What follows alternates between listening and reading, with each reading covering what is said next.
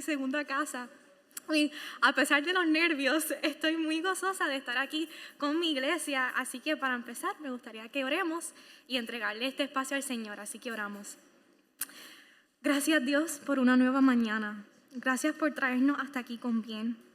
Gracias porque tú eres bueno y tus misericordias son nuevas cada mañana. Te entregamos este espacio, Señor. Quita toda distracción y sensibiliza nuestros corazones a tu voz. Que seas tú hablando a través de mí. En el nombre de Jesús. Amén y amén. Bueno, preparar esta reflexión ha sido un reto. A pesar de que mi semestre de universidad no quería terminar, no sabía cuán difícil era escoger qué porción de la Biblia podríamos meditar juntos o qué tema enfocarme. Sin embargo, esto no se trata de nosotros, no se trata de mis ideas o de lo que yo quiera hablar, no de mis planes, sino se trata de Él y glorificarlo a Él. Que no sea yo hablando, sino Cristo en mí. Y antes de estudiar y maravillarnos juntos de la palabra, como dice Gabriela, a mí me encanta que ella dice que toda la Biblia tiene un hilo, una sola narrativa de principio a fin, que es Dios mostrando su gloria a través de Jesús para relacionarse con su pueblo. Asombroso, ¿verdad? Pero antes de esto, primero necesitan acompañarme en este viaje en el pasado para darle un poco de contexto acerca del tema de hoy. Así que era así una tarde donde Sofía guiaba en su guagua a su casa después de estar estudiando. Probablemente estaba estudiando en Starbucks. Y mientras guiaba, me distraje con las luces de Navidad en las casas de mi calle. Y me puse a pensar en lo lindo que eran las luces, lo brillante que eran y me emocioné. Y hablaba sola en la guagua y decía, wow, qué lindas las decoraciones, me encantan. Y yo sé que no soy la única. A mí me encanta la Navidad y siendo completamente honesta con ustedes, me encanta poner el árbol y distraerme con las luces y los ornamentos. Me encanta ver las calles alumbradas, hacer galletas de Navidad, comer tembleque, tomar chocolate caliente, ponerme pijamas de Navidad, sentarme con mi familia y ver películas, pasar tiempo con mi familia y mis amistades. Y la lista continúa. ¿A quién no le gusta? Una vez empezó noviembre, Gabriela Tejada, yo empecé a escuchar música de Navidad y yo quería poner el árbol de este noviembre. Y las tradiciones que conlleva esta época navideña son emocionantes, pero estas tradiciones, como nosotros ya sabemos, no son la Navidad. Si yo les hago esta pregunta, que ya mismo se las voy a hacer, ustedes me contestan sin parpadear. Esta contestación es ya casi automática. Así que si yo les pregunto, ¿cuál es el significado de la Navidad? ¿Por qué la celebramos? ¿Cuál es la razón de la Navidad? Ustedes me dicen, Jesús. Jesús es la razón de la temporada, o en inglés, Jesus is the reason for the season.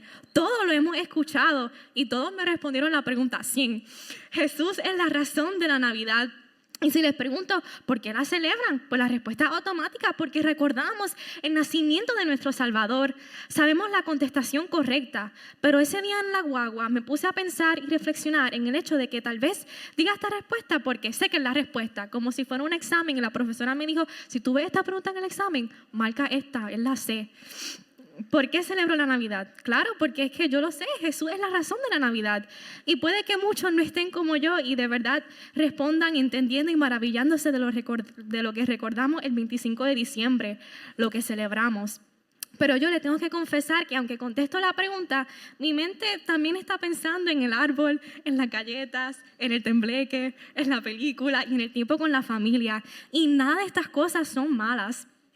Pero no son la razón, no son lo que recordamos, no es lo que celebramos. Así que en el tiempo que tengo hoy me gustaría que me acompañen a refrescar nuestras mentes, nuestras memorias y recordar el porqué de lo que celebramos, entender y asombrarnos en el peso de la razón de la Navidad. Así que vuelvan a acompañarme en otro viaje en el tiempo, situándonos en el contexto histórico de Mateo 1, versículos 18 al 24, donde se relata el nacimiento de Jesús. Y estaré leyendo la Nueva Biblia de las Américas. Y dice así: el nacimiento de Jesucristo fue como sigue. Estando su madre María comprometida para casarse con José, antes de que se llevara a cabo el matrimonio, se halló que había concebido por obra del Espíritu Santo. Entonces José, su marido, siendo un hombre justo y no queriendo denunciar públicamente, quiso abandonarla en secreto. Pero mientras pensaba en esto, se le apareció en sueños un ángel del Señor diciéndole: José, hijo de David, no temas recibir a María tu mujer, porque el niño que se ha engendrado en ella es el Espíritu Santo, y dará a luz un hijo, y le pondrás por nombre Jesús, porque él salvará a su pueblo de sus pecados. Todo eso sucedió para que cumpliera lo que el Señor había hablado por medio del profeta diciendo: He aquí la Virgen concebirá y dará a luz un hijo y le pondrán por nombre Emmanuel, que traducido significa Dios con nosotros. Cuando José despertó del sueño, hizo como el ángel del Señor le había mandado y tomó consigo a María como su mujer. Amén. En Lucas también se encuentra el relato del nacimiento de Jesús. Sin embargo, en este evangelio lo vemos en la perspectiva de María y con mayor detalle. Se menciona también el nacimiento de Elizabeth y los pastores que van a ver a Jesús. En Mateo vemos la perspectiva de José. Este evangelio presenta a Jesús como el largamente esperado Mesías, Rey, el hijo de David, cuyo reino perdurará para siempre. A María le había sido revelado el plan de Dios a través del ángel y concibió por el Espíritu Santo. Sin embargo, vemos en Mateo que José no comprendía esto y planeaba dejarla en secreto. Sin embargo, en un sueño, un ángel del Señor le dice lo que ha de acontecer. Y desde que empezamos a leer este versículo del 18 hasta el 24, nos tenemos que asombrar. Y hay varios puntos que me gustaría resaltar con ustedes de lo que me asombra al leer estos versículos. Primer punto. María había concebido por obra del Espíritu Santo. En anatomía y fisiología uno aprende que es científicamente imposible concebir sin que esté el hombre y la mujer. Pero para Dios no hay nada imposible. Y lo vemos en Lucas 1, 34 al 37, donde María le está cuestionando al ángel y el ángel le responde... María le cuestiona al ángel y le pregunta: ¿cómo será esto, puesto que soy virgen? Y el ángel le respondió: el Espíritu Santo vendrá sobre ti y el poder del Altísimo te cubrirá con su sombra. Por eso el niño que nacerá será llamado Hijo de Dios. Tu parienta Elizabeth en su vejez también ha concebido un hijo, y este es el 6º mes para ella, la que llamaban estéril. Y el versículo 37 dice: porque ninguna cosa será imposible para Dios. El Espíritu Santo se puso sobre ella y engendró a un niño que se llamaba Jesús. Nos asombramos de su poder, no lo podemos entender. Para nosotros no es posible, pero para Dios no hay cosa imposible porque Él es soberano. Asombro. Segundo punto. José y María hallaron gracia delante de Dios. Versículo 20 dice: pero mientras pensaba en esto, se le apareció en sueños un ángel del Señor a José. María y José, ambos fueron instrumentos para el cumplimiento del plan de salvación del Señor para su pueblo. Ellos eran hombre y mujer igual que nosotros, pero Dios, que conoce sus corazones, y en su gracia les dio el regalo de criar al Mesías. En Lucas 1, versículo 30, la Reina Valera dice: entonces el ángel le dijo: María, no temas, porque has hallado gracia delante de Dios.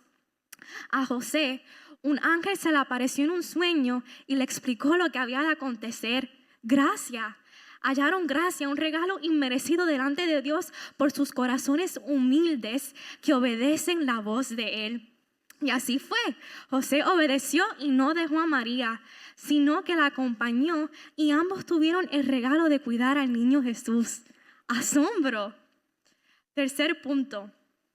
Este es el plan de Dios desde el principio. En el versículo 22 al 23 vemos cómo las cosas ocurrieron al detalle para el cumplimiento de las profecías. El versículo 22 dice: todo esto sucedió para que se cumpliera lo que el Señor había hablado por medio del profeta diciendo: he aquí, la Virgen concebirá y dará a luz un hijo y le pondrán por nombre Emmanuel, que traducido significa Dios con nosotros. Este es su plan que se cumple al pie de la letra, porque Él es fiel. Lo que le tocaba a Jesús y María era simplemente obedecer la voluntad de Dios. El resto Dios ya lo tenía bajo control. Asombro. Y espérate, Sofía, tengo una pregunta. ¿Y por qué Jesús? ¿Por qué llamará su nombre Jesús? asombro. El versículo 21 dice, y dará a luz un hijo y le pondrás por nombre Jesús, porque él salvará a su pueblo de sus pecados. Como mencioné hace un minuto, su plan se cumple al pie de la letra. Desde antes de su nacimiento, desde antes de la fundación del mundo, este era el plan. Y sé que he dicho mucho la palabra plan. Así que para que no haya duda, en Efesios 1, versículos 4 al 6, vemos cómo desde la fundación del mundo ya Dios tenía nuestra salvación. Tenía a Jesús porque Él salvará a su pueblo. Y Efesios 1, 4 al 6, la Nueva Traducción Viviente dice así. Incluso antes de haber hecho el mundo, Dios nos amó y nos eligió en Cristo para que seamos santos e intachables a sus ojos. Dios decidió de antemano adoptarnos como miembros de su familia al acercarnos a sí mismo por medio de Jesucristo. Eso es precisamente lo que Él quería hacer y le dio gran gusto hacerlo. De manera que alabamos a Dios por la abundante gracia que derramó sobre nosotros, los que pertenecemos a su Hijo amado. Escogidos en Cristo para que fuéramos santos delante de Él por medio de Jesucristo. Como leímos en Mateo, Él salvará a su pueblo. Y el versículo 21 a mí no deja de asombrarme, porque dice, Él salvará a su pueblo. Por medio de Él pertenecemos a su pueblo. El versículo no dice salvará a los judíos o salvará a los gentiles, sino salvará a su pueblo. Gentil, judío, por medio de Jesús. Somos un solo cuerpo, un solo pueblo. Y por último, el punto número 4. Me asombro del otro nombre que le dan a Jesús. Emmanuel, Dios con nosotros, cumpliendo con la profecía que se encuentra en Isaías 7:14, el profeta Isaías, que en el versículo 23 lo citan y dice, he aquí la Virgen concebirá y dará a luz un hijo y le pondrán por nombre Emmanuel, que traducido significa Dios con nosotros. ¿Cómo salvará a su pueblo de sus pecados? Porque Él es Emmanuel. Jesús es Dios con nosotros. Jesús salvará a su pueblo, se hizo carne para estar con nosotros. Como está escrito en Colosenses 2:9, en Cristo habita toda la plenitud de Dios en un cuerpo humano. Y el asombro no se termina aquí, porque Emmanuel, Dios con nosotros, es nuestra realidad. ¿Cómo? Su sacrificio estableció la oportunidad de tener una relación íntima con el Padre. Jesús ascendió, pero no nos dejó solo, nos dejó al Espíritu Santo, nos dejó al Consolador. Y Jesús en Juan 14 le dice a sus discípulos qué está por acontecer. Y en el versículo 16 les dice, entonces yo rogaré al Padre y Él les dará a otro Consolador para que esté con ustedes para siempre. Es decir, el Espíritu de verdad, a quien el mundo no puede recibir porque ni lo ve ni lo conoce, pero ustedes sí lo conocen porque mora con ustedes y estará en ustedes. No los dejaré huérfanos, vendré a ustedes. Un poco más de tiempo y el mundo no me verá más, pero ustedes me verán porque yo vivo, ustedes también vivirán. Y en ese día conocerán que yo estoy en mi Padre y ustedes en mí y yo en ustedes. Y el versículo 18 es lo que más me impacta, donde dice, no los dejaré huérfanos, vendré a ustedes. No nos dejará huérfanos porque nos envió al Espíritu Santo, quien nos guía a toda verdad aquí en la tierra. Y no nos dejará huérfanos porque Él volverá otra vez a buscar a su iglesia. Todos los días nos despertamos y ahí está Jesús. Y Pablo en el capítulo 3 de Colosenses está hablando de la nueva vida que tenemos en Cristo. Y termina el versículo 11 diciendo, Cristo es lo único que importa y Él vive en todos nosotros. Él vive en todos nosotros. Asombro. Vive en nosotros, nos guía, nos llena de su gozo, nos llena de su paz y nos sacia por completo por medio de su Espíritu Santo. Y para ir terminando, nos asombramos porque no hay nada imposible para Dios. Nos asombramos porque no hay nada imposible para Dios, porque Él es fiel, porque su plan es perfecto y se cumple, porque somos su pueblo y nos limpió, porque Él vive y nos guía, y cada día que nos regala podemos asombrarnos de Él y de su plan. Así que les invito que en lo cotidiano, en nuestras casas, en las celebraciones familiares de esta época y fuera de ella, saquemos el tiempo y contemplemos a nuestro Creador y nos maravillemos en Él. Y antes de terminar, les quiero compartir un pequeño testimonio rápido de cómo el Señor me asombra con sus detalles. Cómo en esta Navidad puedo contemplar en lo maravilloso que es Jesús. Y les cuento, la semana antepasada fue mi última semana de clases como tal. Esta semana que pasó fueron los finales. Y fue una semana bastante difícil. Como muchos universitarios pueden estar de acuerdo, el mes de diciembre llega y los profesores deciden dar exámenes todas las semanas. Muy divertido. Y esa semana tenía examen de física y de bioquímica. Y como muchos saben, física y yo no hacemos clic. Sin embargo, me estaba poniendo mucha presión en esta clase, daba que si sacaba cierta nota, específicamente una A, podía librar el final. Y yo quería librar el final, porque no quería tener que coger un final de física, más un final de bioquímica y un final de genética. Y Dios conoce mi corazón y Él sabe que yo no quería coger ese final. Pero a medida que se iba acercando ese día del examen, que era el jueves, sentía como un peso en el pecho creciendo en mí, una carga, una ansiedad. Y yo le dije al grupo pequeño el viernes, que fue el miércoles en la noche que estuve orando, pero en realidad fue el martes en la noche.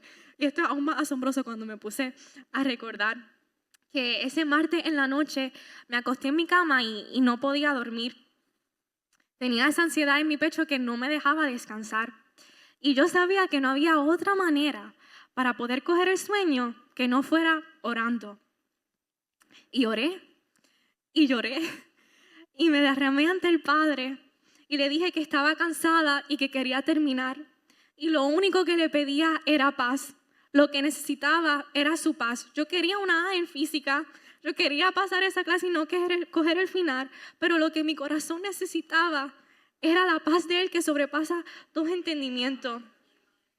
Y qué asombroso y qué hermoso saber que Él nos escucha y Él me escucha y Él, a pesar de que Él sabe lo que yo estoy pasando, Él nos escucha sin merecerlo. Asombroso.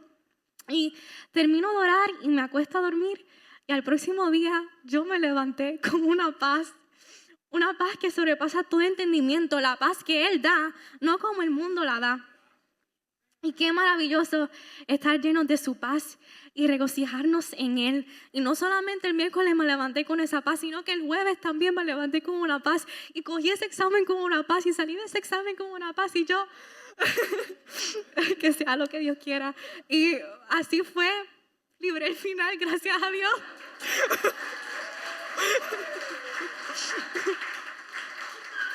Me dio lo que necesitaba, que era su paz, y también concedió el deseo de mi corazón.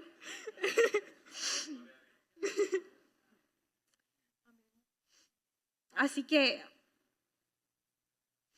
qué asombroso es el Dios al que le servimos, el Dios que nos ama. Así que les reitero la invitación, enfoquémonos en medio del ajetreo que conlleva el día a día, no solo esta época, que en medio de ese ajetreo podamos sacar un tiempo para asombrarnos de nuestro Dios, asombrarnos de su glorioso plan, asombrarnos de quién Él es, de que somos salvados por Él.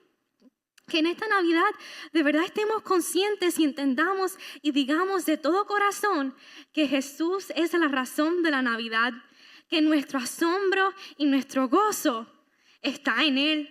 Que nos asombramos porque su primera venida abrió el camino para disfrutarlo todos los días, para amarlo más cada día y anhelar estar en su presencia eternamente.